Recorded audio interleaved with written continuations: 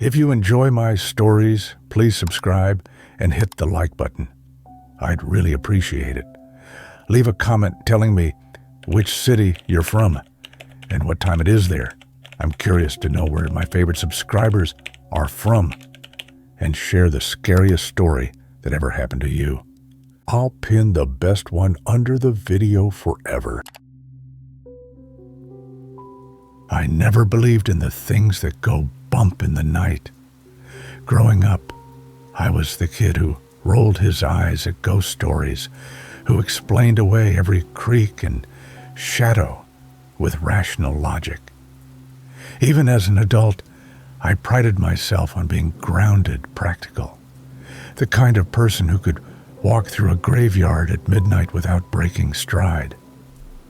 That was before Elm Street, before the lamppost, before I learned that some things can't be explained away, no matter how desperately you try. My name is Nick Crawford, and I'm 28 years old. Or rather, I was 28 when this all started. Now, well, I'm not sure what I am anymore. I moved to 412 Elm Street in late September, drawn by the quiet neighborhood and the reasonable rent. The house was a modest 2-story colonial, painted white with black shutters that had seen better days. Nothing special, really, but it had character and, more importantly, a small balcony off the second-floor bedroom that was perfect for my late-night smoke breaks. You see, I work nights, freelance web development, mostly for clients on the West Coast. It pays well enough, and I've always been a night owl anyway. My schedule typically runs from about 10 p.m. to 6 a.m., with breaks scattered throughout. During those breaks, I'd step out onto the balcony, light up a cigarette, and survey my new neighborhood. Elm Street was everything the realtor had promised. Quiet, safe, the kind of place where people kept their lawns trimmed and their driveways clean. Single-family homes lined both sides of the narrow street, each with its own driveway and a small front yard, bordered by chain link or wooden fencing. Most of the houses were dark by 11 p.m., their residents tucked safely into bed, dreaming whatever dreams suburban families dream. The only source of light on the entire street was a single lamppost at the intersection of Elm and Birch, about 50 yards from my front door. It was an old thing, probably installed decades ago, with a yellowing sodium bulb that cast everything in that sickly amber glow you see in old photographs. The light was dim, barely illuminating a small circle of cracked sidewalk and a portion of the intersection. From my balcony, I had a perfect view of that lamppost. For the first 3 weeks, everything was normal. I'd established a routine: work for a few hours, step outside for a smoke, admire the quiet street, then return to my computer. The neighborhood was exactly what I'd hoped for: peaceful, predictable, boring, in the best possible way. The first time I saw the figure, I almost didn't notice it. It was a Tuesday night, or rather Wednesday morning, around 3:15 a.m. I'd just finished debugging a particularly stubborn piece of code and decided to reward myself with a cigarette break. The October air had a crisp bite to it, carrying the scent of dying leaves and the distant promise of winter. I lit my cigarette and leaned against the balcony railing, letting my eyes adjust to the darkness. That's when I saw it, a dark shape standing directly under the lamppost. At first, I assumed it was a person, maybe someone walking home late from work or a jogger taking a break. But something about the figure seemed off. It was completely motionless, standing in the exact center of the light's circle like a statue, and it was tall. Very tall. Even from my distance, I could tell it towered over what a normal person's height should be. I squinted, trying to make out more details, but the figure was nothing more than a black silhouette against the amber light. It, and I found myself thinking of it as it rather than he or she almost immediately, stood with perfect stillness. No shifting weight from foot to foot, no casual movements that you'd expect from someone simply standing around, just stillness. I watched for maybe 5 minutes, growing increasingly curious. Who stands under a streetlight at 3 a.m. without moving? I considered calling out, maybe asking if they needed help, but something held me back. There was an quality to the figure that made my throat tighten, a primal unease that I couldn't quite name. Eventually, I finished my cigarette and went back inside.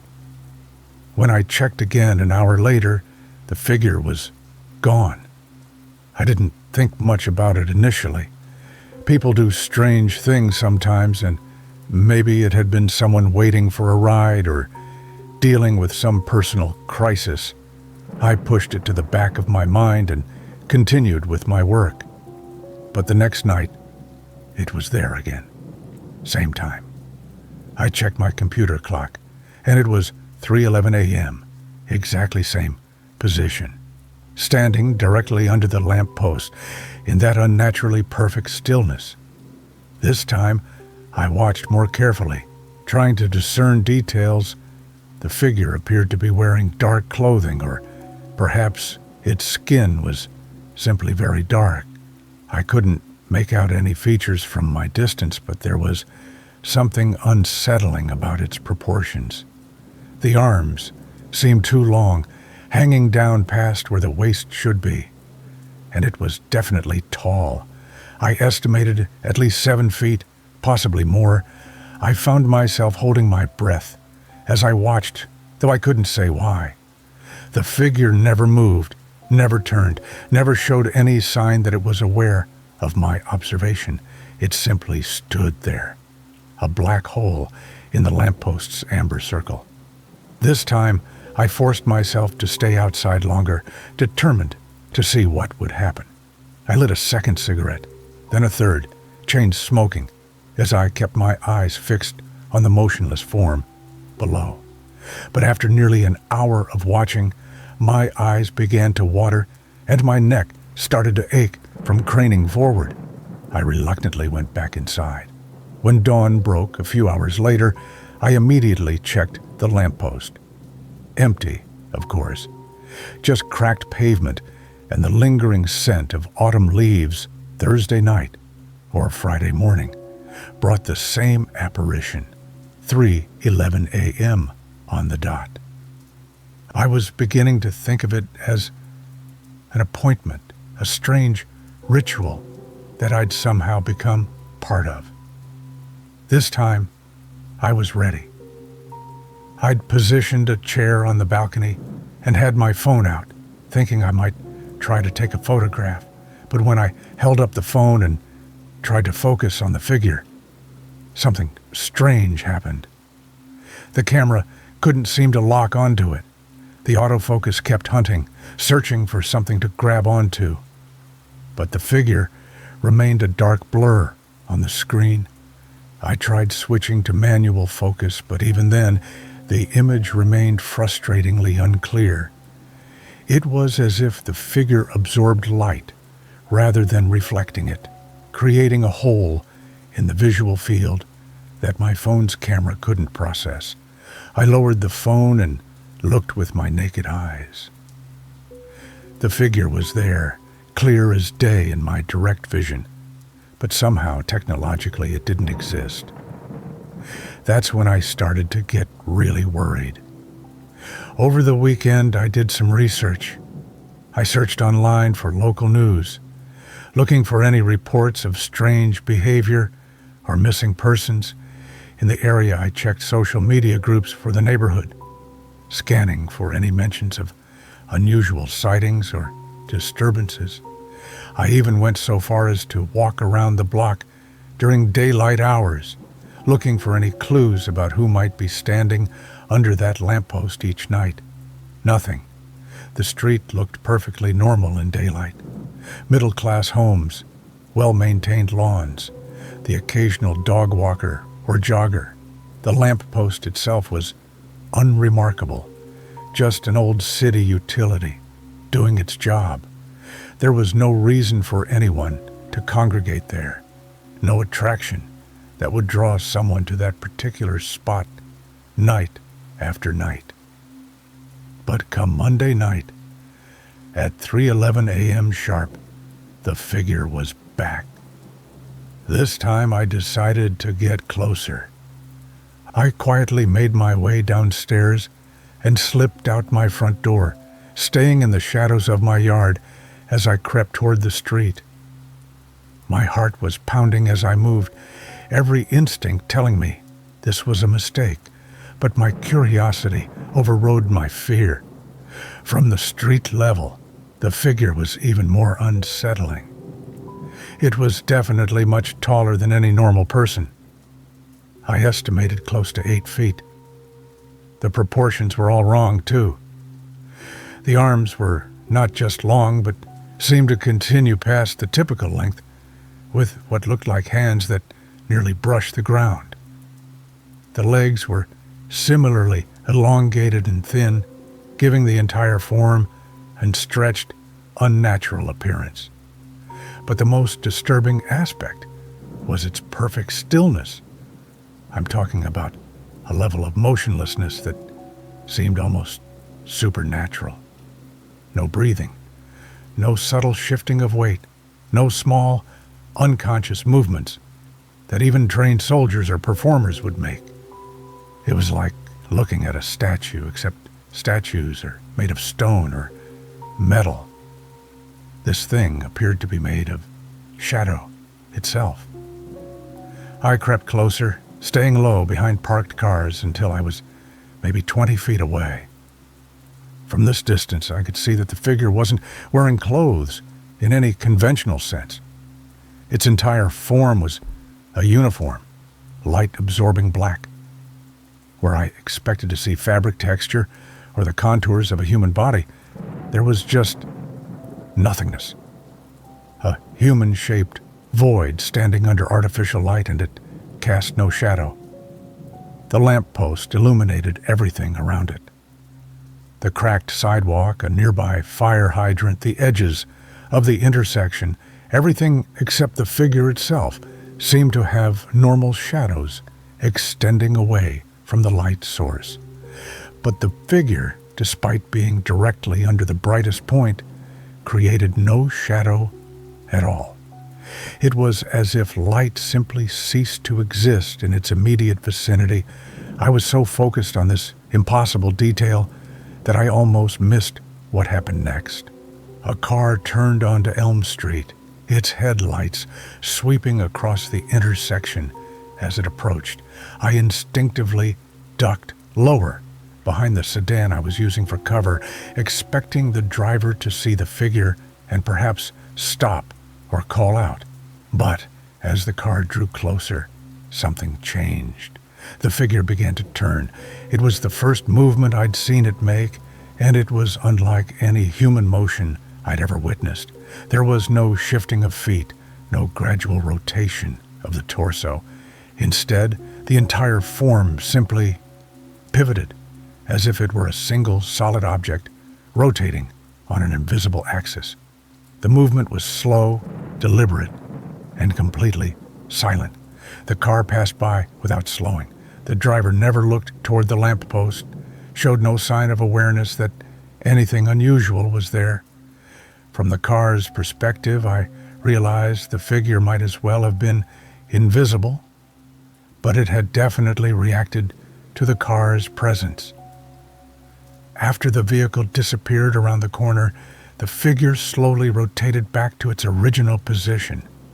The movement was just as eerie in reverse. That same unnaturally smooth, pivoting motion, like watching a recording played backward. I crouched behind the car for another 20 minutes. But the figure returned to its previous state, of absolute stillness. Eventually, the cold started seeping through my jacket, and I decided I'd seen enough for one night. I crept back to my house, my mind racing with questions I couldn't begin to answer. What was I looking at? Some kind of performance art? An elaborate prank? A person with a very unusual medical condition standing under a streetlight for hours, each night. But even as I tried to rationalize what I'd seen, I knew those explanations fell short. The absence of a shadow, the way it moved, the camera's inability to focus on it. These weren't things that could be easily explained away. The next morning, I called the non-emergency police line. Metro Police, Officer Williams speaking.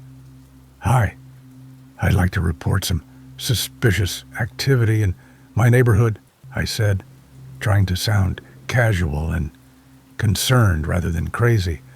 What type of activity, sir? There's someone who's been standing under a street light on my street every night for the past week, same time, same spot. It's unusual behavior. Officer Williams took down my information and the address of the lamppost. He assured me that a patrol car would swing by to check things out. I thanked him and hung up, feeling somewhat relieved. Maybe a police presence would either solve the mystery or scare away whatever was happening. That night, I positioned myself on the balcony at 3 a.m. and waited. Right on schedule at 3:11, the figure appeared. Not walked into view, not emerged from the shadows, simply appeared, as if it had materialized from thin air. About 15 minutes later, I heard the low rumble of a car engine approaching. A police cruiser turned onto Elm Street, its headlights cutting through the darkness. I watched eagerly, expecting the officers to spot the figure immediately and investigate. The cruiser slowed as it approached the intersection, and I could see two officers inside, their heads turning as they scanned the area. They came to a complete stop directly next to the lamppost, the figure standing no more than 10 feet from their vehicle. But they saw nothing. The officers sat there for a moment, one of them speaking into his radio. Then, apparently satisfied that everything was normal, they drove on. As their taillights disappeared around the corner, I stared in disbelief at the figure, which had remained motionless throughout the entire encounter. How was this possible? I was looking directly at it. It was right there, clearly visible under the lamppost. But two trained police officers, sitting 10 feet away with clear line of sight, had seen nothing at all. I spent the rest of the night pacing my house, trying to make sense of what I'd witnessed. Was I losing my mind? Was this some kind of stress-induced hallucination brought on by too many late nights and too much caffeine? But I knew what I was seeing was real. I could feel it in my bones, in the way my skin crawled every time I looked at that motionless form. This wasn't a hallucination. This was something else entirely. The next day, I called the police again.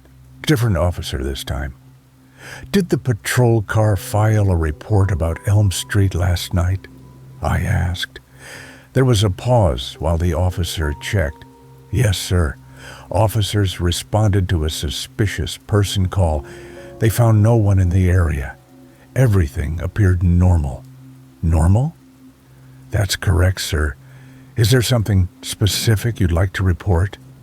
I started to explain, then stopped myself. How could I tell them that I could see something they couldn't? That there was a figure standing under the lamppost that was invisible to everyone but me? No, I said finally. Never mind. Thank you. I hung up, feeling more isolated than ever.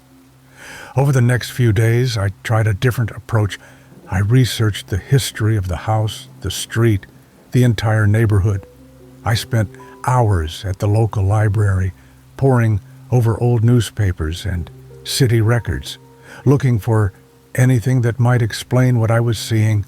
What I found was disappointingly mundane. Elm Street had been developed in the 1960s as part of a suburban expansion project. The houses were built by a local construction company that had long since gone out of business. There were no reports of unusual deaths, no local legends, no historical incidents that might account for whatever this was. The lamp post itself had been installed in 1967, according to city utilities records. Standard sodium vapor light, replaced twice over the decades for routine maintenance. Nothing special about it at all. But every night at exactly 3:11 a.m., the figure appeared. I began keeping a journal, documenting each appearance with obsessive detail. The time of arrival, always 3:11. The exact position, directly under the lamppost. The duration of the visit, until dawn. And any variations in behavior, none, except for that one instance when it had turned toward the passing car.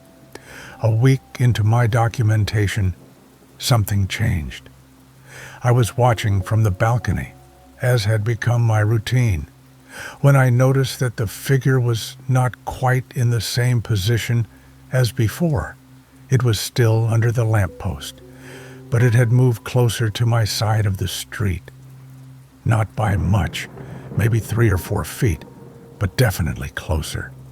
I checked my notes from previous nights, trying to convince myself that I was misremembering its usual position, but I knew I wasn't. I'd been staring at this thing for hours.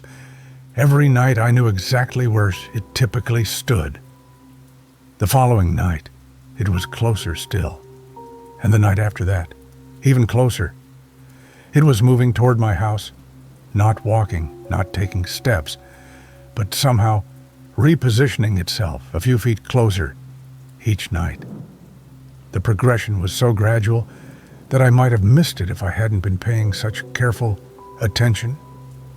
By the weekend, the figure was standing at the edge of the lamppost's circle of light, having crossed half the distance to my front yard. I could see more details now, though I wished I couldn't. Its arms were not just long, but wrong in ways that made my stomach churn. They ended in what could generously be called hands, but the fingers were too numerous and too flexible, moving slightly in ways that reminded me of sea anemones testing the water current. The head was smooth and featureless, lacking not just facial features, but any indication that there had ever been a face there at all. And it was definitely watching me. I don't know how I knew this, since it had no visible eyes, but I could feel its attention like a weight pressing against my chest. When I moved from one side of the balcony to the other, its head would track my movement with that same unnaturally smooth motion I'd observed before. This realization terrified me more than anything else that had happened. It wasn't just some random phenomenon I was observing from a distance. It was aware of me. It knew I was watching, and it was coming closer. I stopped going out onto the balcony. Instead, I watched from behind my bedroom curtains, peeking through the gap while trying to remain hidden. But even from inside the house, I could feel its attention. It knew exactly where I was. On Sunday night, I watched it move even closer. It was now standing at the edge of my property line, separated from my front yard only by the chain-link fence. From this distance, I could see additional disturbing details. Its skin, if it could be called skin, seemed to absorb light in a way that created an almost three-dimensional shadow. Looking at it was like staring into a hole cut in the fabric of reality itself. And there was sound now, just barely audible even through my closed windows. A low, continuous humming, like the buzz of high-voltage power lines. I spent Monday researching everything I could find about supernatural encounters, paranormal investigations, anything that might give me a clue about what I was dealing with. Most of what I found was obvious nonsense. Tourist trap, ghost tours, and cable TV show dramatics. But buried in the more academic sources, I began to find references to similar phenomena. Shadow people, entities that existed in the peripheral vision, the corners of human perception, things that fed on attention and fear, growing stronger the more they were observed. The descriptions matched what I was seeing almost perfectly. The impossible height, the light-absorbing properties, the gradual approach toward the observer. According to these sources, shadow people were drawn to individuals who could perceive them, becoming more solid and more dangerous the longer the contact continued. The recommended solution was always the same: ignore them completely. Stop looking, stop acknowledging their presence, and eventually they would move on to someone else. But I was far beyond the point where I could simply ignore what was happening. The figure had crossed into my property now. It was standing on my front lawn, just 20 feet from my front door, and the humming was getting louder. Tuesday night, I made a decision that I now recognize as the beginning of the end. I decided to confront it directly. I waited until 3:11, watching from my bedroom window as the figure materialized in its new position. It was so close now that I could see the subtle movements of those finger-like appendages, the way they seemed to taste the air around them. I grabbed a flashlight from my nightstand drawer and headed downstairs. My hands were shaking as I unlocked the front door, but I forced myself to step outside. The October air was cold and still, carrying that electrical smell you get before a thunderstorm. The humming was much louder outside, a deep vibration that I could feel in my bones. I clicked on the flashlight and aimed it at the figure. The beam simply disappeared. It wasn't that the light was blocked or reflected. The beam extended from my flashlight toward the figure and then simply ceased to exist, as if I were shining it into a void. I could see the cone of light extending outward from the lens, but where it should have illuminated the figure, there was only darkness. The figure began to turn toward me. The movement was slow and deliberate, that same impossible rotation I'd observed before. As it turned, I caught a glimpse of what should have been its face. There was nothing there, not just an absence of features, but an absence of space itself. Looking at it was like staring into a three-dimensional hole, a tunnel that extended infinitely inward. I stumbled backward, dropping the flashlight. It clattered on the concrete walkway, its beam now properly illuminating the ground, and my feet. I turned and ran for my front door, fumbling with the handle as panic overtook me. Once inside, I slammed the door and turned all the locks. I could hear the humming through the walls now, vibrating through the floor and into my feet. I ran upstairs to my bedroom and peered out through the curtains. The figure had returned to its previous position, facing away from my house, but something had changed. Where it had been standing on my lawn, the grass was dead, not brown or withered, but completely black, as if it had been burned from within. I didn't sleep for the rest of the night. Wednesday brought no relief. The figure appeared in the same spot at 3:11, but now the humming started earlier, around midnight, building gradually until it became almost unbearable. I could feel it in my teeth, in my bones, in the very foundations of the house, and the dead patch on my lawn was spreading. By Thursday, the entire front yard was blackened. The grass, the small maple tree I'd been proud of, even the flowers in the front bed, all dead and black as if they'd been dipped in ink. The mailbox was beginning to rust, accelerated corrosion, eating away at the metal. I called in sick to work. I called in sick to life, really. I spent the day researching, making phone calls, desperate to find someone who might understand what was happening to me.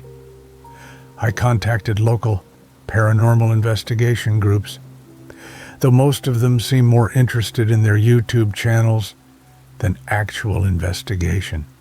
I reached out to university professors who had written papers on folklore and unexplained phenomena. I even called a few psychics, though their advice ranged from unhelpful to clearly fraudulent. One conversation stood out, though. Dr. Elizabeth Horn, a retired anthropologist who had spent her career studying folklore and what she called persistent encounters. When I described what I was seeing, there was a long silence on the phone. "Mr. Crawford," she said finally, "you need to leave. Tonight. Don't pack, don't plan. Just get in your car and drive as far away as you can." "What is it?" I asked. "What am I dealing with?" "I don't know exactly what it is," she replied, "but I know what happens to people who see them. The pattern is always the same: gradual approach, increasing influence on the environment, and then what?" Another long pause. "Then we stop hearing from them." That night, I tried to follow her advice. I packed a small bag and headed for my car, intending to drive to my sister's house 3 states away. But when I stepped outside, the figure was waiting for me. It was standing next to my car, not near it, not in the general vicinity, directly beside the driver's side door, close enough that I would have to pass within inches of it to get inside. Its head was turned toward me, that impossible void where a face should be pointed directly at my location. I stood frozen on my front steps, bag in hand, staring at this thing that had been stalking me for weeks. The humming was so loud now that I could barely think, vibrating through my skull and making my vision blur. Then it did something that shattered the last of my rationality. It raised one of its grotesquely long arms and placed what passed for a hand on the roof of my car. The metal immediately began to corrode under its touch, rust spreading outward in a rapid spiral. Within moments, the entire roof was eaten away, leaving a gaping hole that extended down into the interior. I dropped my bag and ran back into the house. Friday night, the figure was standing on my front porch. I could see it clearly through the peephole in my front door, that impossibly tall form standing just outside, swaying slightly, as if moved by a breeze I couldn't feel. The porch light flickered and died as I watched, leaving only the distant streetlight to cast its sickly glow. The humming was now a constant presence, so loud that I couldn't focus on anything else. I tried calling Dr. Horn again, but the phone wouldn't work. The screen lit up, but no signal could get through. My internet connection was dead as well, leaving me completely isolated. I spent the night huddled in my bedroom, as far from the front of the house as I could get. But distance didn't matter anymore. I could feel the thing's presence like a physical weight, pressing against the walls of my house, seeping through the foundation, When dawn came, I looked out the front window and saw what it had done to my porch. The wooden boards were blackened and warped, sagging under some invisible weight. The railings had collapsed entirely, leaving twisted metal and rotting wood scattered across what had once been my front yard. The figure was gone, but its influence remained.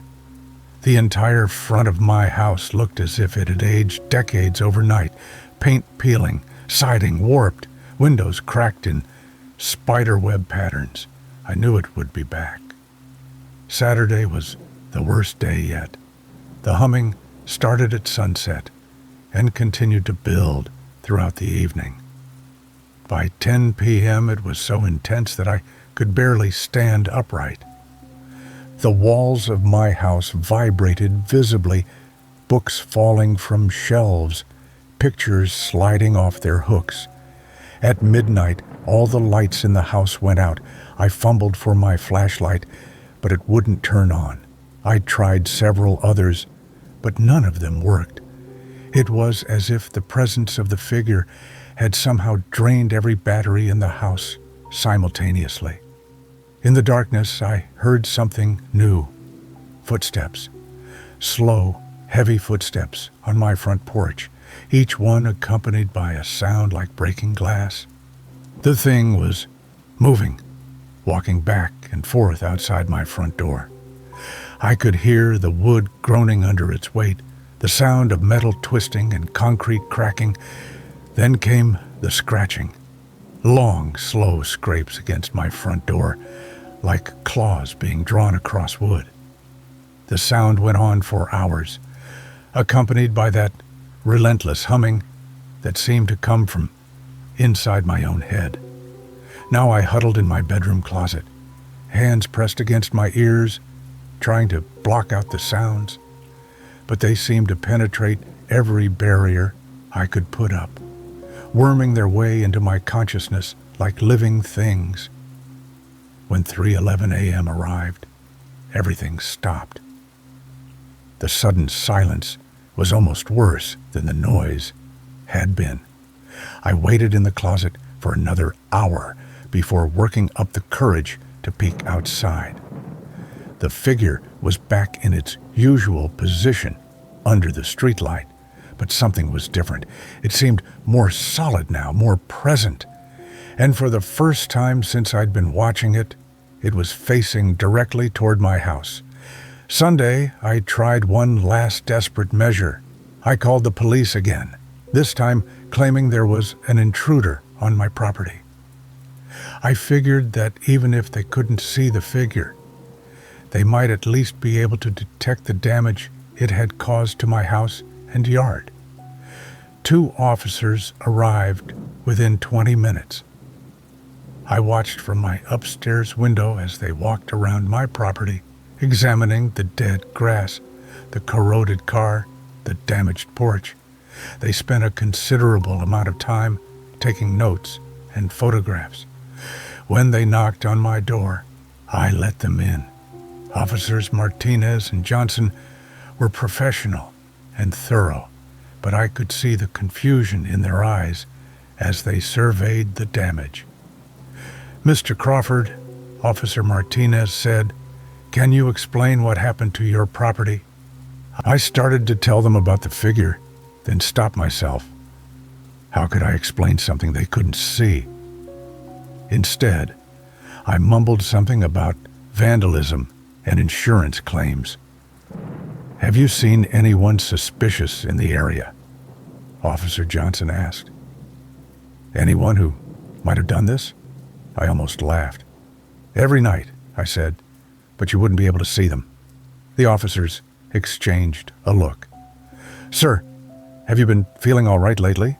Any stress, any changes in your routine or medication?" They thought I was having a breakdown. And maybe I was. Maybe this whole thing was just an elaborate delusion brought on by too much isolation and too many sleepless nights. But then we heard the humming. It started low, barely audible, but quickly grew in intensity. Both officers looked around, trying to identify the source of the sound. "Electrical problem?" Officer Martinez suggested. "I'll check the power lines," Johnson replied, stepping toward the front door. But as soon as he touched the doorknob, the humming stopped, and I knew with absolute certainty that the figure was standing right outside. "Don't open that door," I said. Officer Johnson looked at me strangely. "Why not, sir?" How could I explain? "Please," I said. "Just don't." But he was already turning the knob. The door swung open, revealing my damaged porch and the dead landscape beyond. To the officers, I'm sure it looked empty, but I could see the figure standing just at the edge of the porch light's reach, that impossible tall form swaying slightly in a breeze that existed only for it. Officer Johnson stepped outside, and the figure began to move. It didn't walk toward him. Instead, it simply appeared closer, the way it had been gradually approaching my house over the past weeks. One moment, it was at the edge of the light. The next, it was standing directly behind the unsuspecting officer. "Look out!" I shouted, but Johnson just turned back toward me with a confused expression, and the figure raised one of its elongated arms. I watched in horror as those finger-like appendages reached toward Johnson's head, stopping just inches from touching him. For a moment, nothing happened. Then Johnson collapsed. Officer Martinez rushed to his partner's side, checking for a pulse, calling for backup on his radio, but I knew it was too late. Johnson's eyes were open, but empty, staring at nothing. He was breathing, but barely, each breath shallow and labored. "What happened?" Martinez demanded, looking up at me accusingly. I couldn't answer. The figure was gone, vanished as suddenly as it had appeared. But the damage was done. Johnson was alive, but not alive. Present, but absent. Whatever the thing had done to him, it had stolen something essential, leaving behind only an empty shell. The ambulance arrived within minutes, followed by more police cars and what looked like half the emergency services in the city. They loaded Johnson onto a stretcher and rushed him to the hospital, where, I learned later, he would remain in a vegetative state for the rest of his life. Officer Martinez questioned me for hours, but what could I tell him? That his partner had been attacked by something invisible, something that existed in the spaces between reality and nightmare. He eventually left, but not before posting a patrol car outside my house for the rest of the night.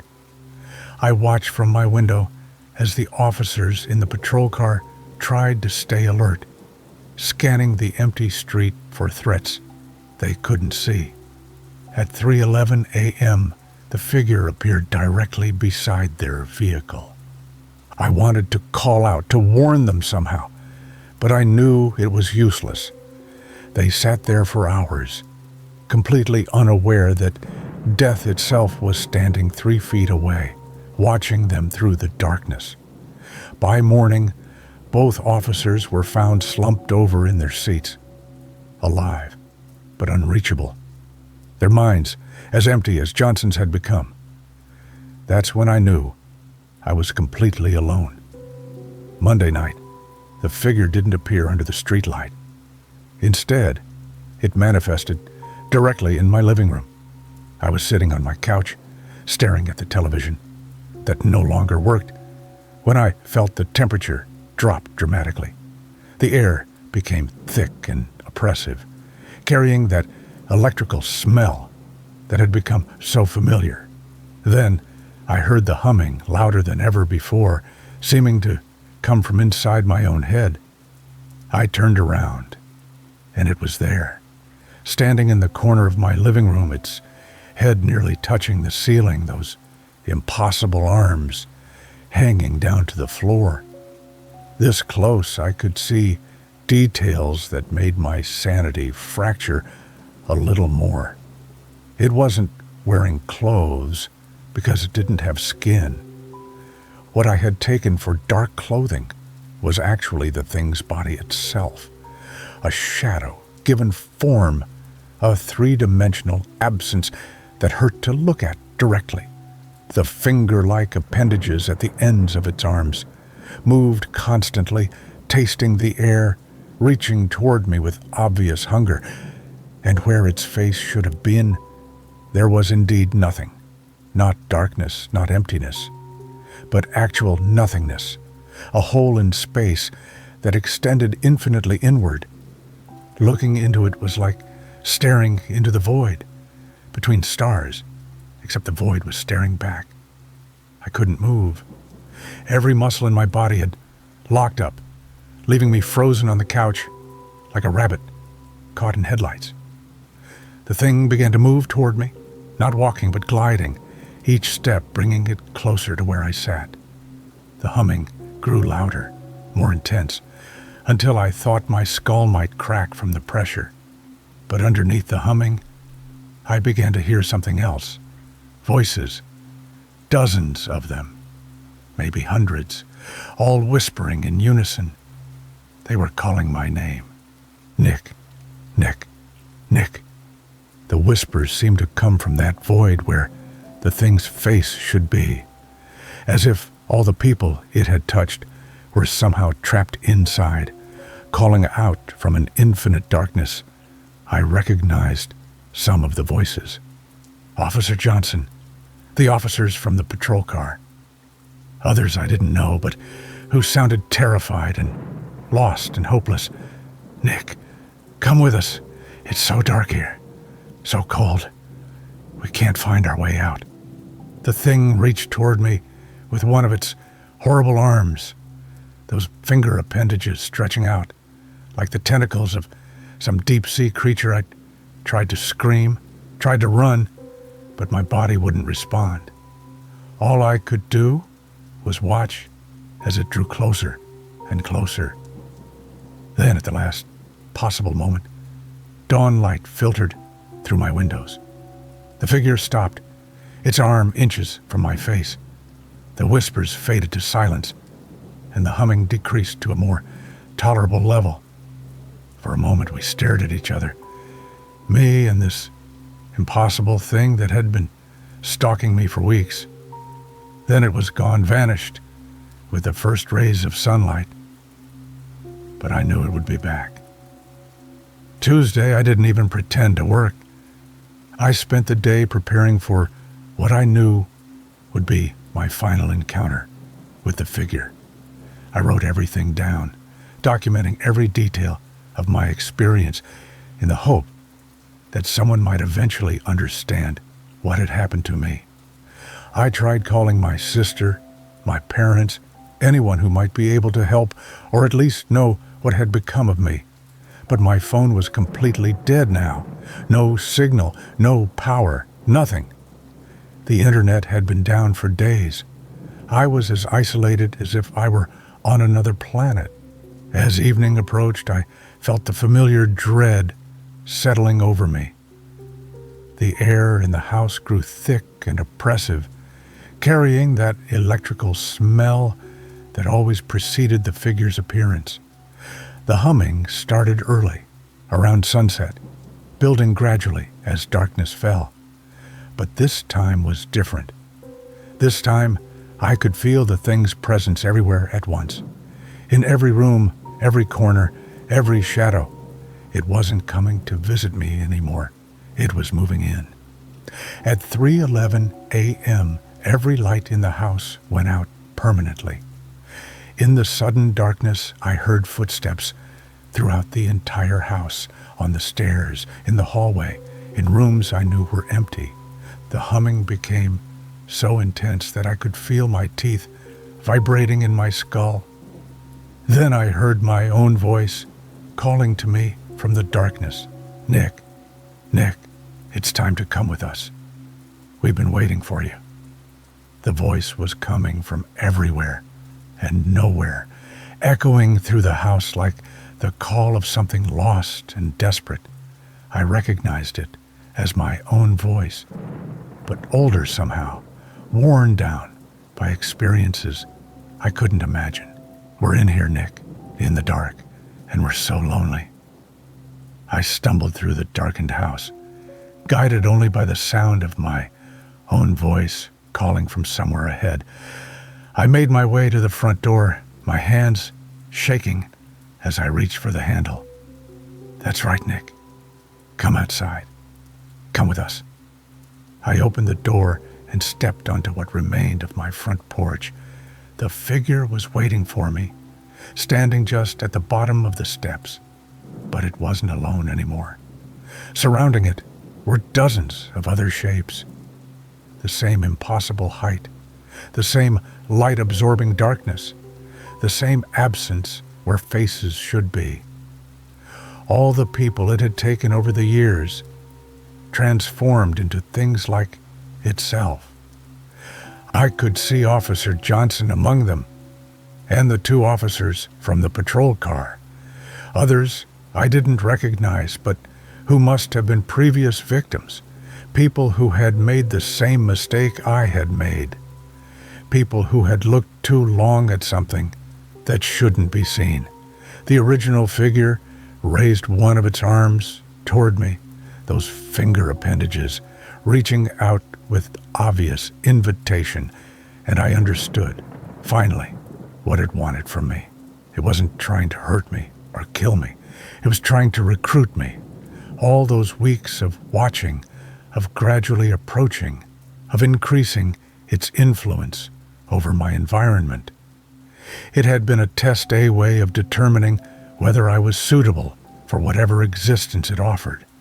And apparently, I had passed. Nick, the voices whispered in unison, dozens of stolen identities calling my name. Join us. It's better here. No more fear. No more loneliness. No more pain. I looked at the gathered figures, at the army of shadows that had once been people like me. People who had seen something they shouldn't have seen. Who had been chosen for reasons they couldn't understand. The humming reached a crescendo, filling my head with static and white noise. In that moment of sensory overload, I made my choice. I turned and ran back into the house. I slammed the door behind me and threw every lock I could find, though I knew it wouldn't make any difference. The things outside, the figure and its collected victims, weren't bound by physical barriers. They existed in the spaces between reality and nightmare, in the corners of perception where logic broke down. But I had to try. I barricaded myself in my bedroom, pushing furniture against the door and windows. I could hear them moving through the house now, their footsteps echoing in every room. The humming was so loud that I could feel my sanity starting to crack, reality bending under the pressure of their presence. Then came the scratching long, slow scrapes against my bedroom door, like claws being drawn across wood. The sound went on for hours, accompanied by whispers that seemed to come from inside my own head. Nick, why are you hiding from us? We just want to help you. We want to take away all your pain. The voices were so reasonable, so patient and understanding. They spoke of an existence without fear, without loneliness, without the countless small agonies that make up human life. All I had to do was open the door and let them in. Part of me wanted to. The rational part of my mind, the part that had been steadily eroding over the past weeks, whispered that maybe they were right. Maybe joining them would be better than this constant terror, this isolation, this slow descent into madness. But I held on. I don't know where I found the strength, but I held on through that endless night, listening to the scratching and the whispers and the humming that threatened to drive me completely insane.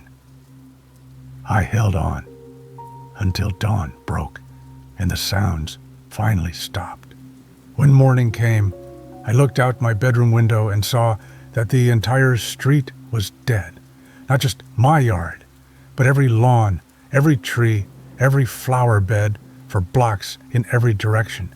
The asphalt itself was cracked and blackened, as if something had drained all the life from the very ground. Cars sat rusted in driveways, their metal corroded beyond recognition, and standing under the lamppost, exactly where I had first seen it weeks ago, was the figure waiting for me. I knew then that this would never end. The thing had claimed this entire area as its territory, marking it as a place where reality was thin, where the barriers between worlds could be crossed. It would wait here forever if necessary, patient and persistent, until I finally gave in to the inevitable. I also knew that I was the only one who could see it, the only one who could perceive the threat it represented. To everyone else, police, neighbors, city officials, this would just look like a neighborhood that had suffered some kind of environmental disaster. They would investigate, find no explanation, and eventually write it off as one of those unsolvable mysteries that occasionally pop up in the news. But I would know the truth. And someday, someone else would move into this area. Someone else with the same peculiar sensitivity that had allowed me to see the figure in the first place. They would notice it, standing under the lamppost, would become curious, would start watching, and the cycle would begin again. I'm writing this account on my laptop, powered by the last dying battery in my house. Once I finish, I'm going to leave it where someone will eventually find it. Maybe on the kitchen table, maybe uploaded to a server somewhere. If I can get a brief internet connection, I hope whoever reads this will understand what they're dealing with. I hope they'll have the wisdom I lacked, the strength to look away before it's too late, because as I write these final words, I can hear the humming starting again. The sun is setting, and I know what 3:11 a.m. will bring. The figure is coming for me one last time, and I don't think I have the strength to resist anymore. If you're reading this, if you've found this account, please heed my warning. Don't look too long at things that shouldn't be there. Don't let curiosity override your instinct for self-preservation. And whatever you do, stay away from 412 Elm Street, because the lamppost is still burning and something is still waiting underneath it. Something that's always hungry for new recruits. The scratching has started again. I can hear footsteps on the stairs. They're coming. Note found on the kitchen table of 412 Elm Street by real estate agents conducting a property inspection 3 weeks after tenant Nicholas Crawford was reported missing. The house showed signs of significant environmental damage of unknown origin. Mr. Crawford's whereabouts remain unknown. The property has been condemned pending further investigation. Addendum: security camera footage from a residence across the street, timestamp 3:11 a.m. on the night of Mr. Crawford's disappearance, shows what appears to be a tall figure standing under the streetlight at the intersection of Elm and Birch. The image quality is poor due to equipment malfunction, but enhancement reveals what may be a second figure approaching from the direction of 412 Elm Street at timestamp 3:47 a.m. Both figures disappear from view. No other activity is recorded for the remainder of the night. The streetlight at Elm and Birch was removed by city workers the following week due to persistent electrical problems. It has not been replaced.